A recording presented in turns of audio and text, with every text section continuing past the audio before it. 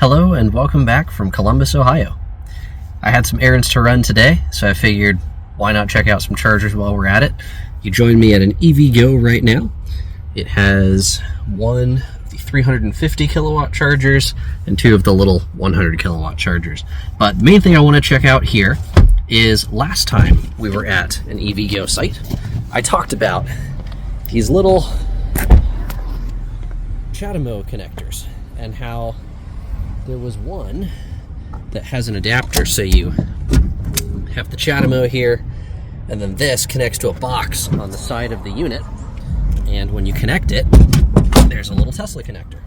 So this one does not have it, however, this one doesn't either. So I could have sworn that this site had those little Tesla connectors. Apparently they don't, but that's all right. We'll just do a quick site review, plug in the car for a second, and check things out. So you got some restaurants around. There's a lot of restaurants around, actually. Some various shopping malls. There's a Kohl's way down there. And just a little EVgo site here. Personally, I think it would have been more appropriate to place 1, 2, 3, 4, and maybe 5, or 3 and 4 for these little urban 100 kilowatt chargers rather than have this big 350 kilowatt station here. But won't complain about an existing charging station, at least it's here. So let's go ahead and check this out. We got Beckett, max 100 kilowatts. We'll go ahead and just stretch the cable over and plug in. All right. I really need to set up my auto charge at some point, but until then, we'll just use the credit card reader. As you can see, these stations used to have little emergency stops here, so you could twist it and then it would stop the session, but for some reason they removed them. I don't know, I've heard opinions on both sides as to whether or not they should be kept or removed, but it is connecting to vehicle. You can see this one is a GM Energy sponsored site, so it was paid for in part by General Motors in their effort to get more chargers out to sell their vehicles, like the Bolt EV, the Equinox EV, and various other pickup trucks and things. Here we go. We're matching voltage now. It should be charging. Perfect. I don't know what that glitch was on the screen, or why it says $3, but I suppose we'll find out. Alright, we're at 41%. You can hear the battery heating kicking on full blast right now. That looks like 36 kilowatts is all the car wants at 41%, because I did not precondition and it is very chilly out here. Alright, well, there's the site. We'll go ahead and move on to the next one. Let's see, 1000 kVA transformer, presumably. Big power electronics here. Lots of fun stuff.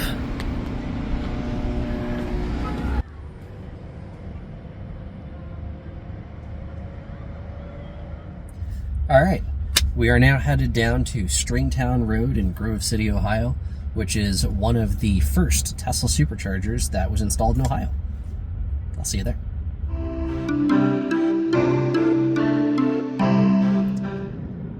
So you may have noticed we were only getting about 35, 36 kilowatts there at the EVgo, and that was actually no fault of the station.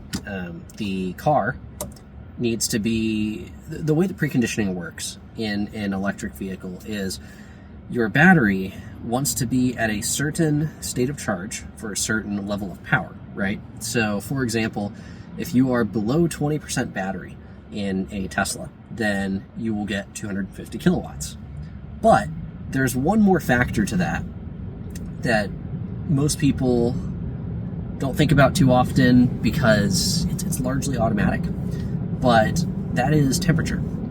If your battery is too warm or if it is too cold, then you won't get full speed. And to illustrate that, when we plugged in, my car had not preconditioned and the battery was somewhere in the 50 to 55 degrees Fahrenheit range. which is quite chilly for a battery. Most of them like to be at bare minimum, 20 degrees, 25 degrees Celsius before they want to start accepting full power. A lot of batteries will get much, much warmer than that. Teslas like to hang out in the high 40s to mid 50 Celsius range.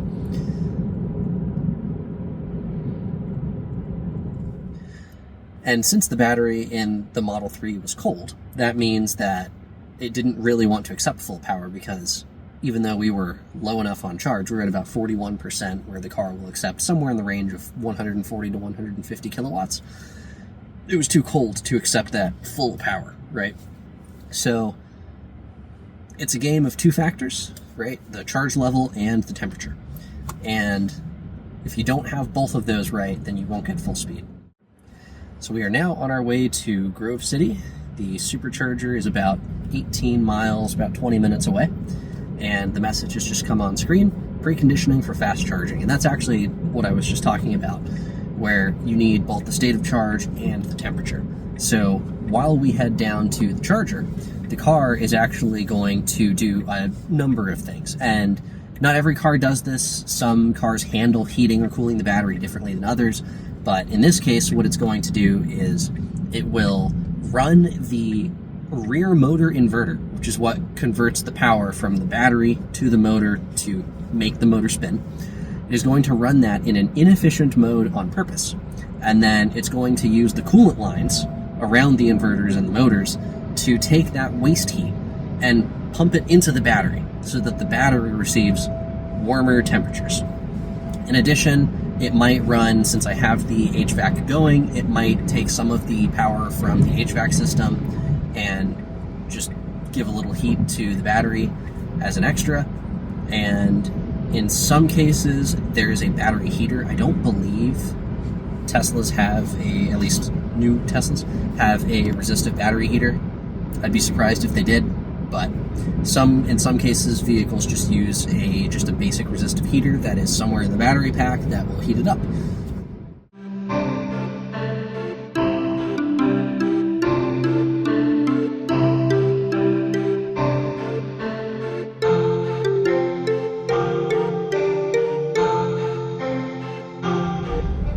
As we head over to the Grove City version 2 Supercharger, I wanted to give just a quick brief overview of Superchargers. So beginning in, I want to say it was late 2013 or early 2014, Tesla started to build out the Supercharger network as they recognized that without some kind of infrastructure enabling long distance travel, they just wouldn't really have very viable electric vehicles. So they started placing these Superchargers, as they were called, all over the country, starting with the version 1 Superchargers. And I'll insert a picture of those here. Now, I believe they were originally 100 kilowatt chargers, and they were split power. So they would put 4, maybe 6. I don't think I'd ever heard of an 8 stall, but they might have placed 8 in one place at this time. And what they would do is they would share power between 2 stalls. So if you were the only person there, then you would get 100 kilowatts. And if somebody plugged in next to you, then you would both share 50 kilowatts of power. And this is not anywhere close to the crazy 250, 350, 500 kilowatt speeds we see today, but it was a start. And at the time, there really wasn't much alternative infrastructure. CCS didn't exist yet. And even the J1772 spec was, I believe, still being finalized or close to being finalized. So they placed these Superchargers strategically across the country to allow for long-distance travel, first with their largest battery, Model S 85 kilowatt-hour variants, and later for their smaller battery vehicles by introducing more and more chargers in the gaps. They started with version 1, which was 100 kilowatts. Then I believe they bumped it up to 120. And when they bumped up to 120, they changed the design of the dispensers and the back-end hardware to version 2. So I believe very early version 2 chargers also had a 120 kilowatt charge limit, and they also split power, so 60 kilowatts per vehicle if 2 cars were charging next to each other. And then they bumped it to 125 and then 150, which became the final spec for version 2 superchargers. And then version 3 came out, and the version 3 superchargers have a very similar looking dispenser to them as the version 2. However, there is a black collar right below the handle rather than silver, and if I can find an easy illustration, I'll put that up here as well, but I'm not sure if I'll be able to find that. So handles with a little silver collar on the right below the handle is a version 2 supercharger, and they also have a thicker air-cooled cable compared to the thinner liquid-cooled cable of a version 3 supercharger. And version 3 superchargers operate at 250 kilowatts. Now recently, there has been a little bit of confusion with kind of a delayed rollout of their next generation chargers. So we have these version 3.5 or V3 Plus chargers, as they've been called interchangeably as far as I can tell, which are superchargers with version 3 hardware in the background. So the same 250 kilowatt maximum 500 volts architecture to them, but they're using the version 4 dispensers. And these version 4 dispensers are significantly larger, and they allow for theoretical 1000 volt charging for high voltage vehicles. It won't work on version 3 Plus or V3.5 chargers because the hardware on the back end doesn't support it, but version 4 stalls were designed for version 4 chargers. But they're using them for now with the V3 stations. And so you get the same 250 kilowatt limit, but the cables have much better longevity than the version 3 cables from a thermal standpoint. So the version 3 superchargers, very small, very compact, very loud, somewhat poor ventilation on the pedestals themselves. And so if a bunch of cars charge consecutively at over 200 kilowatts back to back to back, you could have a situation where the charging cable itself just cannot keep up with the load and starts to overheat. With these new version 3.5 V3 Plus superchargers, you don't really have that issue anymore because it's using much beefier, much larger cables that can be cooled in a better manner. I believe they're also cooling into the handle up to the DC pins now, where they used to only cool up to the handle or something like that. There are better technical explanations of the nuances like that out there. But suffice to say, we have version 1, version 2, version 3, version 3 Plus, and coming next year, version 4 superchargers, which will have the same big white dispensers as the version 3 Plus superchargers, but they will also have the hardware to support 1000 volt charging and other various technologies required to really integrate properly with other EVs on the market, which is a real problem for version 3 superchargers, which tout this 250 kilowatt quote-unquote speed, but only if you have a 400 volt vehicle capable of asking for 620, 650, 680 amps, which is really, really high. And I believe the only non-Tesla that does that is the Volvo EX90, but I'd have to double check. I'm pretty sure that is the only one.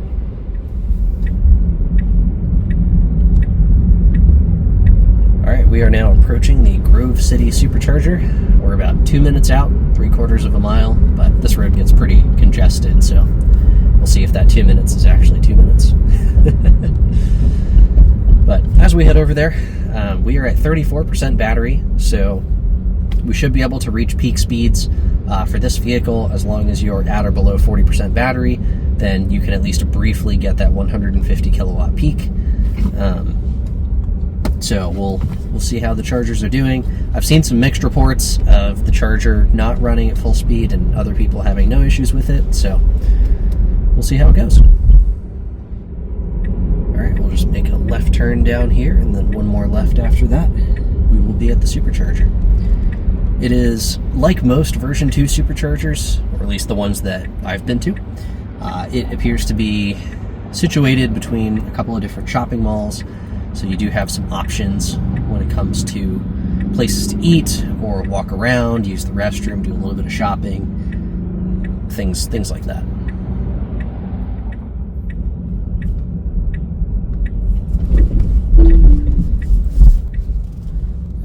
pulling into the parking lot with the Supercharger, and we've got a Tesla Cybertruck, interestingly.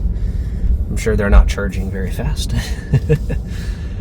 And then, looks like one vehicle, I don't know if he's waiting for a buddy or what exactly is going on there, but we'll just go ahead and back right on in here.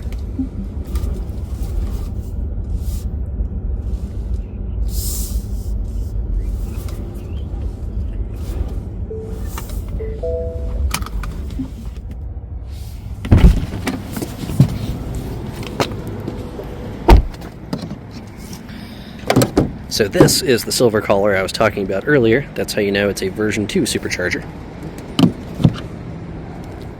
The handshake also takes a couple extra seconds usually. I found version 3's, it's about 6 seconds consistently, but here in version 2 stations, it can sometimes be 10 or 15 seconds. So not too long, still quicker than your typical CCS handshake, but a little bit slower than that class-leading 6 seconds. So as you can see here, we are shooting right up to what looks like 150 kilowatts. So we got absolutely no issues there. Looking good. I was about to unplug, but I'm actually going to keep recording here for a minute because a car just pulled in next to me, and this will be a perfect illustration of the version 2 Supercharger power sharing. So you can see we're getting 148 kilowatts, 149 kilowatts now. And somebody just pulled in next to me. So now we're getting 111, 112, which is actually not too bad. I was expecting it to drop a little bit more than this, but it could be that the other vehicle is still handshaking. We'll see here in a moment.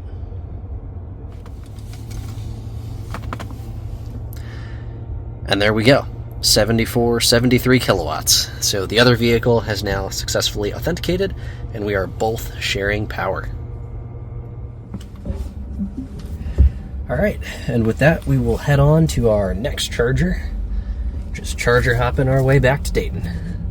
We're going to downtown Grove City, Ohio, which I happen to know is a broken charger, but I want to visit it to check it out.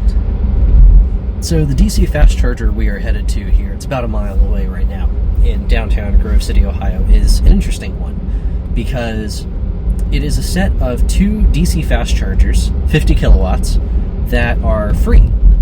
And normally I have mixed feelings about free chargers because they tend to encourage bad behavior, but they have an interesting, they're trying something interesting with them. And that is, they offer free 50 kilowatt charging, and the idea is you go there, you park, and while you charge, you walk around and you interact with the businesses in the community. And truthfully, I think this is a pretty good idea because slower charging, like level 2 charging, is useful, but it's not always super useful if, say, I'm passing through and I stop for pizza, right? Getting a couple of kilowatt hours, 5-10% battery is definitely better than nothing, but it's not going to allow me to skip a charge stop. It's not super substantial, right? If I were to have a 50 kilowatt charger available to me and I make that same stop, then the calculus changes a little bit, right? I stop, I plug in the vehicle, and let's say I'm there for 45 minutes, right? If I get 35, 37 kilowatt hours of energy while I'm there, walking around, checking out the shops, sitting down for, the local pizzeria, which they do have really good pizza, by the way, at the local pizzeria, then now that has made a substantial dent on my road trip because that's almost half my battery. So I've stopped, I've been able to support the local community, and I have another 130, 140 miles of range that I didn't have before. That seems like a big win-win. If they had higher power chargers, 100, 150 kilowatt chargers, I think I'd be a little more skeptical about this working because the charge times would be so quick that you'd kind of have to babysit your vehicle, and there would probably be a lot of people who would a lot more people who would take advantage of this situation and just charge and go. But I feel like with 50 kilowatt chargers, there's a bit of a sweet spot there where it's fast enough to be substantial, but not so fast that a bunch of people are going to come through, plug in, and then leave and just not pay for electricity, not check out the community, and not support the locals who have set this program up.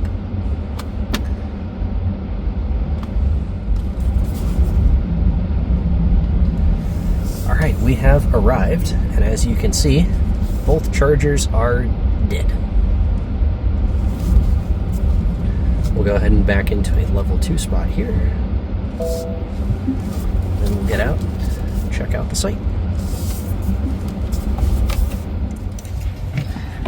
All right.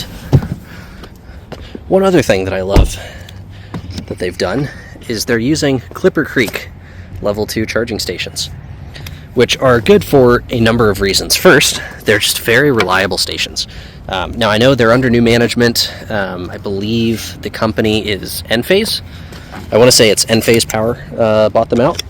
And their charging stations are no longer made in America exclusively. I believe they've outsourced their factories to Mexico. But as far as I can tell, they are still very well made, very reliable chargers. The second reason I like them is they usually don't have any kind of authentication or payment method attached. So they're just very basic, plug it into the vehicle starts charging kinds of chargers. And that kind of reliability is what we need more of. All right, here are the 2 chargers. I believe they're on the Shell Recharge network. As you can see, the chargers are currently powered off, as they are both broken and in need of maintenance. They are, let's see here, BTC power units. I don't know exactly what model, but like I said, they have a 50 kilowatt power limit. I want to say it's 125 amps for each station. They have a CCS and a CHAdeMO, so pretty much any vehicle can charge here, even with an adapter. So yeah, when they're working, totally awesome. I'm not a huge fan of this site layout here with these slanted spaces. It does make it a little bit awkward to get a vehicle plugged in. For example, the Tesla has a rear driver's side charge port, so I would need to come up this way, and then I would need to do a 3 or a 4 point maneuver here and back in kind of a weird way. So I'm kind of facing against the flow of all traffic, but chargers, and yeah, seems like a good solution. As you can see right here, there's a little walkway, and then you go between these 2 buildings and you're into the downtown. All right, let's get unplugged and move on.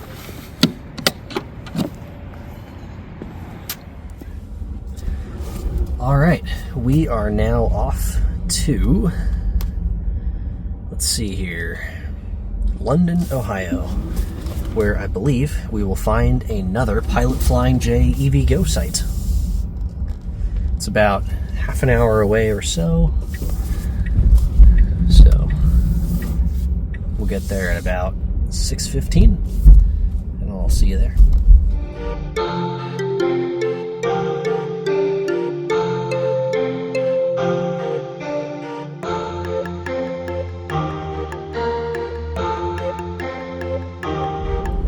Now, this EVgo station we're headed to next in London, Ohio, has a canopy, but is not a pull-through. So I've seen a few different configurations of these Pilot Flying J EVgo collaboration sites, and usually there are 4 stalls, 2 stations, each one with 2 plugs, and both plugs can be used simultaneously. And either the stalls are sitting under a canopy in the middle of a parking lot, and they're well lit, and they have pull-through stalls, or they are up against a curb and they have no canopy, or they are up against a curb but they also have a canopy, so you have to pull into the spot and there is no pull-through, but you are shielded from the elements. So I believe the EVgo that we are going to in London, Ohio here is one of the 3rd option, where it is up against a curb, So you have to pull in. There is no pull-through parking. However, it does have a canopy. And while I think pull-through parking will become more and more important as EVs gain adoption and, you know, people are towing with them, or if they have, you know, one of those little hitch-mounted carriers on the back or something like that, I think right now the canopy probably makes more of a difference to most people. But yeah, we'll check it out when we get there.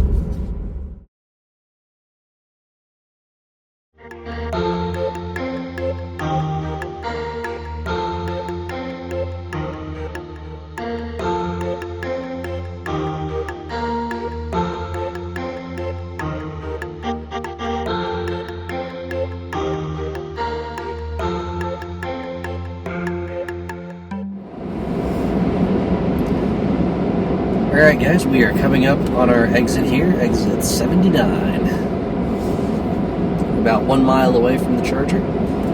And I don't think it's visible on the camera, but I can actually see it off in the distance to the right, because the canopy locations have giant bright blue LEDs around them. So very similar to the Pilot gas pumps, how they have the, you know, big lit up red LED strip around the canopy.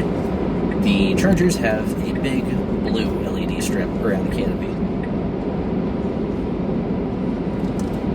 We have a Sheets on the left and a Pilot on the right. I'm going to go ahead and turn right since that's where the EV chargers are located.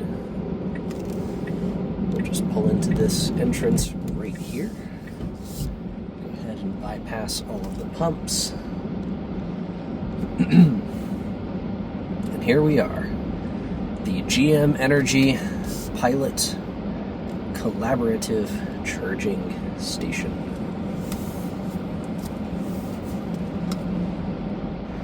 Alright guys, welcome to the charging site in London, Ohio.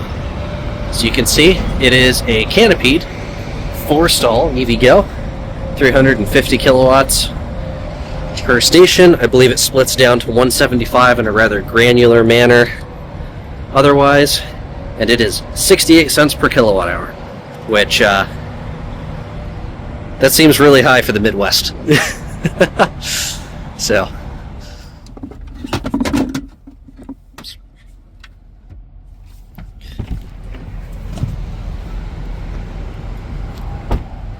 I believe I have configured plug and charge properly, so I just need to grab the CCS and plug in the adapter, and then get this cable over the bollard. Maybe not. There we go.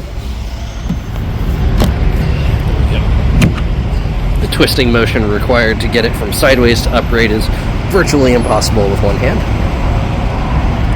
But it is plugged in, and the car says charging stopped.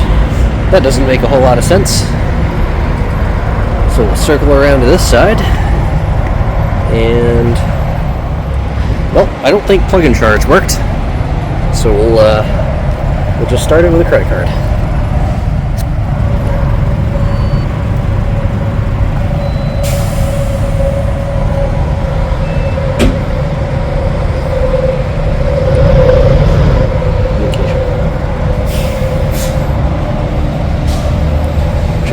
Safety. You can hear some clunks from the power conversion hardware over there. And fast. Just remove that. There's the 2 emergency disconnects, just like the station we saw over in Middletown, Ohio, I believe. Big trucks going by. Alright, 30%. We are doing 493 amps, 186 kilowatts. Good stuff.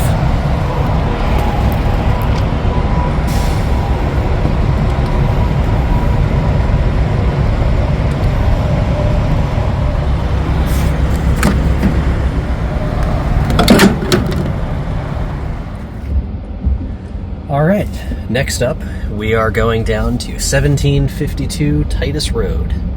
And if that does not sound familiar, that is the Springfield, Ohio IONNA charger. So, or at least future site of the IONNA charging station. We'll see what the progress is like, if there's been any change since we were there last. As we head over to Springfield to check on the new IONNA station at the Sheets in Springfield, Ohio.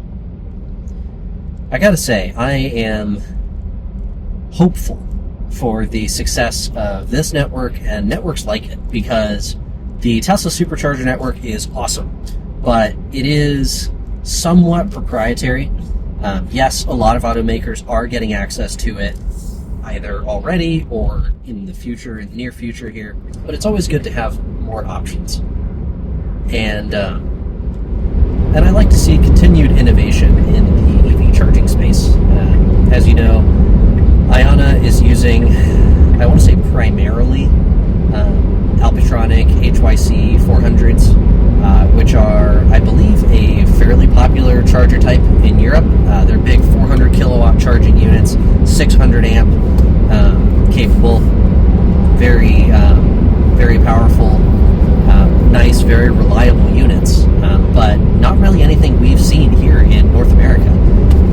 I want to say, aside from Tesla, who makes most of their own chargers here, the most reliable chargers that we've really seen here are probably the Delta 350 kilowatt units that EVgo uses, or maybe their 100 kilowatt urban chargers. Those seem to be fairly reliable as well.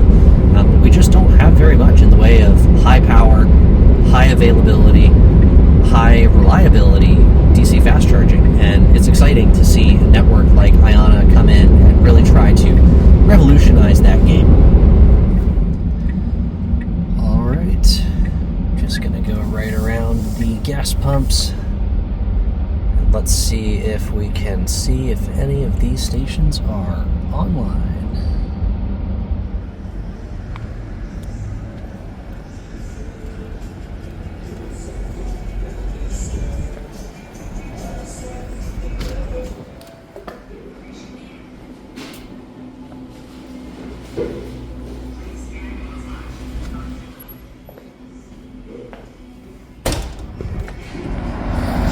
Alright guys, no dice unfortunately. Wasn't expecting really any changes since we were just here 2-3 weeks ago. But yep, no sites are online. Looks like they might still be missing 1 or 2 pieces of switchgear over right here on the pad. But according to the employees when I was here last, they said it should be... Oh hey! The transformer is in place. It's a... Looks like a 750. There might be more than one. I'm not sure, but that's cool. So they have made some progress. They've added a few more power electronics. But, yep, station is still not online quite yet. But that makes sense. The Sheets employee that I spoke to last time I was here told me they're not expecting things to be turned on until until spring. So, all right, well, that was a little bit of a disappointment, but like I said, not unexpected.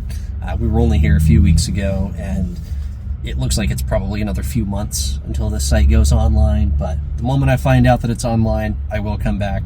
We'll do a site review, we'll check it out, and hopefully we'll see the beginnings of a great new charge network.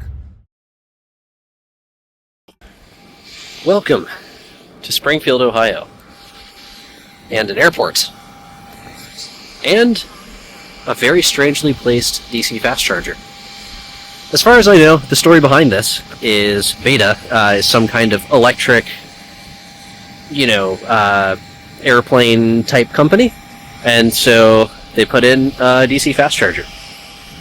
So I believe it is listed as a 200 kilowatt station, or maybe it's on PlugShare, it's listed as a 200, but this is a 1000 volt capable 200 amp charger, so it's only going to really output 80 kilowatts to most 400 volt class vehicles, but if you have something like an Ioniq 5, Ioniq 6, or other high voltage car like a Lucid Air, then hey, maybe this is the charger for you. Two little BTC power cabinets here, and I don't believe this allows for simultaneous charging, and it might just be a cable limitation, that 200 amps, but yeah, just a very strangely placed charger in the middle of nowhere next to an airstrip.